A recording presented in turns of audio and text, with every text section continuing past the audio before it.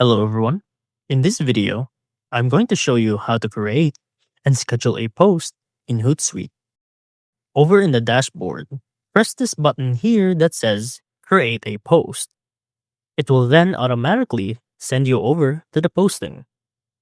Select which social accounts you want the post to publish to by checking the boxes. This one, I'll be using LinkedIn.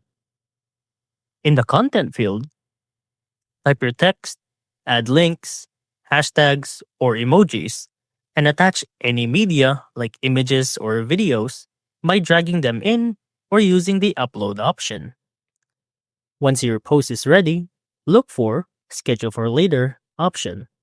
Select the date and time that you want the post to publish. Then click Schedule.